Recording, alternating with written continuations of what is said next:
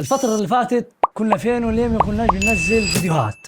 أول حاجة أنا كنت بجهز لكم المفاجأة دي إن إحنا اشترينا ماك بوك من شركة أبل. الماك بوك ده اللي محدش يعرفه، ده لابتوب من شركة أبل باقي. اللابتوب ده حرفيا سفاح في المونتاج، ولا تقول لي منتج على تليفون ولا تقول لي منتج على كمبيوتر. الماك بوك سفاح مونتاج حرفيا. للأسف كنت أعمل لكم عليه فيديو الأنبوكسنج بس فصلت أنا وبسجل، لكن أنا كنت واخد صورة العلبة قبل ما نفتح العلبة بتاعت اللاب. هنزلها لكم هتبقى هنا قدامكم الصورة. دلوقتي نحن ايه هنعمل الخطط بتاعتنا. دلوقتي الخطة بتاعتنا ان شاء الله بعد ما نجهز اللاب ونجهز عليه برامج المونتاج كاملة، هننزل لكم عليه ان شاء الله اقوى 3 فيديوهات كل اسبوع حرفيا على القناة. هيبقى عندنا خطة اسبوعية هنمشي عليها 3 فيديوهات في الاسبوع الواحد.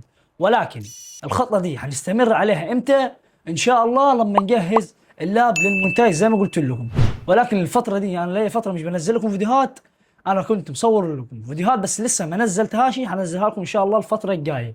ممكن انزلها في اسبوع او اسبوعين على حسب الوقت اللي انا فاضي فيه، ممكن انزلها لكم فيه. ولو في اي جديد في عالم التليفونات انا هطلع في فيديو واقول لكم عليه ان شاء الله زي ما انتم متعودين من عبد الله رجب. ولكن دلوقتي ايه التطورات الثانيه اللي حصلت في القناه؟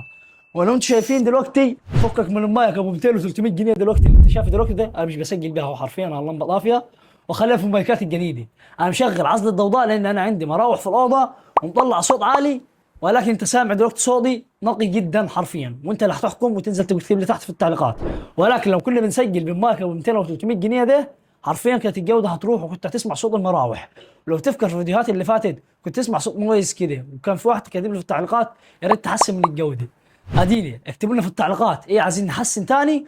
وما تقلقوش احنا اصلا قناه بتتطور بفضل الله في الوطن العربي، اصغر واحسن قناه بتتطور بسرعه حرفيا للاحسن.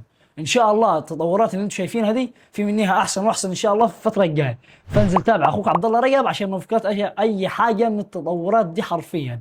انت مستني عشان تنزل تتابعني ثاني. الفتره الجايه حتكون دمار شامل على اليوتيوب على قناه AR ريفيو. سلام يا رايق، بس من نهايه الفيديو صلى على حبيبي وحبيبك عليه افضل الصلاه والسلام.